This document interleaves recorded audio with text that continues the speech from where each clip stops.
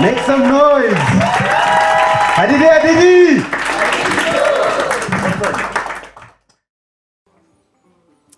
Good evening, ladies and gentlemen. My name is Nonkululeko Priscilla Vicane. I am born, bred, buttered in South Africa, but my parents originate from Mozambique.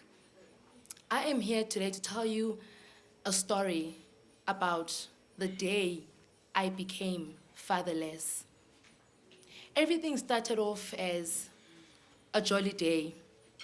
My parents were planning to go get married in Mozambique, so was my auntie and her husband. So there we are, my sister, my mother, my father, and my little brother. Celebrating that, yes, finally we're gonna see the wedding of our two parents who love each other. We go to spa, we plan. We go shopping, we plan. Everything seems to be going the correct way. So eventually, it's time to go now. My sister keeps refusing. She doesn't want to leave. My sister fights. No one understands till this day why she was fighting. So anyway, we ignored her. Doesn't know what she wants. Let's go enjoy a wedding. Let's go have fun. We left her behind. We took that journey, the journey that became the story of my life. So yes, we entered the taxi, heading to Mozambique for the big wedding we've all been waiting for. Enter the taxi, my father, my mom, me, and my little brother. Excited, telling stories of how we're gonna be at the wedding of our parents, how we're gonna celebrate, how we're gonna talk, how we're gonna laugh, how we're gonna sing. No one thought that this would come.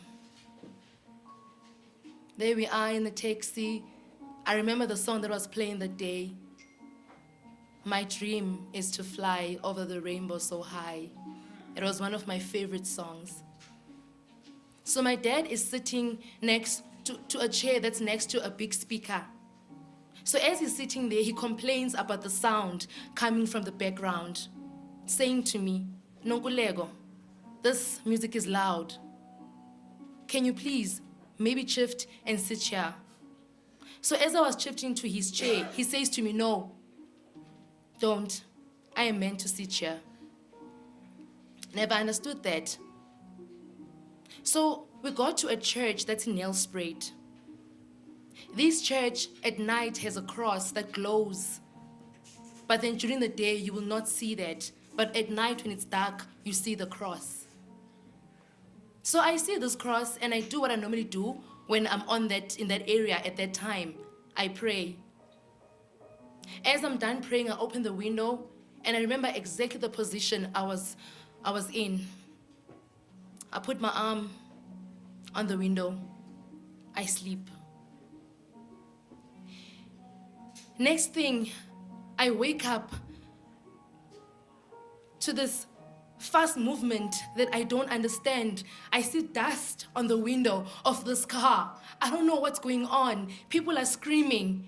And the last thing I remember, I was sleeping. And before I slept, everything was peaceful. So there I am on that position. There's dust on the window. The car is shaking. I don't even know how we got to the ground. But there we are on the ground. As I wake up, right in front of me was a man. This man was my father's friend who was also in the car. He is a brother of the man who was driving the car. Right beside me laid a man as cold as ice. When I looked into his eyes, the color of his pupil was no longer black or brown, but it was gray. There was no movement.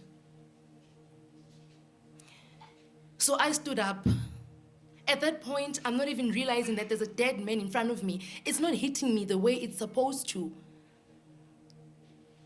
I stand up from this man to go search for my family, to go see if my family is still in one piece. So I walk. On the floor, we had paint in the car. On the floor was red paint mixed with blood. You could not separate what is blood, what is paint. But this was mixed together. When I got there, I found my mom laying on her tummy, my little brother facing up, and my dad. They were all in the same place. So no, I'm not sure how long was I unconscious. But when I found them, there was enough time for them to come together and be in that position together. I remember the words my father said. He said to my mom, "Nontando, gada abantwana bam ngoba andisekho kulo mhlaba." In English that means, "Nontando, my wife, take care of my kids because I can feel my spirit departing from my body." So the ambulances came. Everybody else came that's supposed to be there. They took my mother and my little brother first because somehow I was not that hurt. As the ambulance drive away, my father is laying there and my mom and my little brother are gone. When I look at where my father's body was, till this day, I don't know what it's called, but it's like this silver plastic. They put it on him. I knew that he was gone, but I could not tell my mother. Everything was sorted. We were taken hospital. When we got home,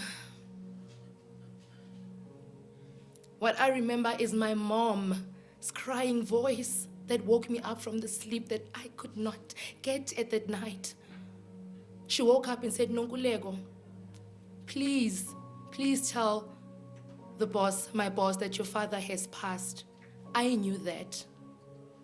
This happened on the 22nd of December, 2009. I was 12 years of age when I became fatherless.